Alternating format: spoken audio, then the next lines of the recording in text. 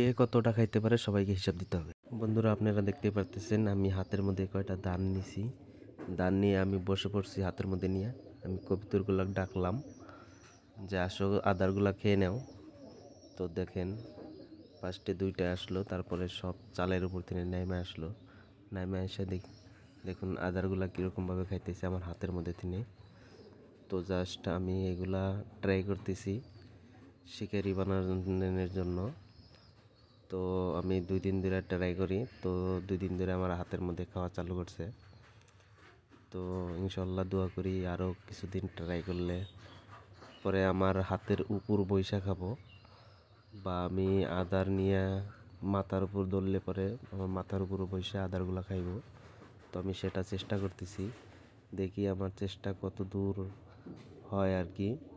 তো আমি 2 দিন ধরে, যেহেতু আমি দোকানে যাই না, আমার শরীরটা একটু খারাপ ছিল, তার জন্য আমি দোকানে যাই নাই।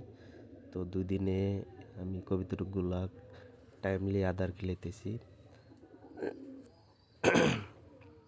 টাইমলি আদার খিলানোর পরে তো আমি ট্রাই করতেছি যে কবিতরগুলা আমার হাতে থেকে আদারগুলা নিয়ে নিয়ে খাক।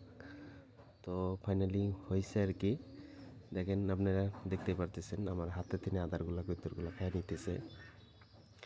তো আমি যখনই আদার দেই তখনই হাতের মধ্যে আদার কিছু রাইখা ওদেরকে খাওয়াই। আর সবাইকে ডেকে, সবগুলাই আসে না, তো কিছু আছে যে এগুলো আমার হাতে তিনেই খাবে, বেশি ভয় করে না আর কি। তো বর্তমান সাহসটা অন্যরকম হয়েছে, দেখি আমি ফাইনালি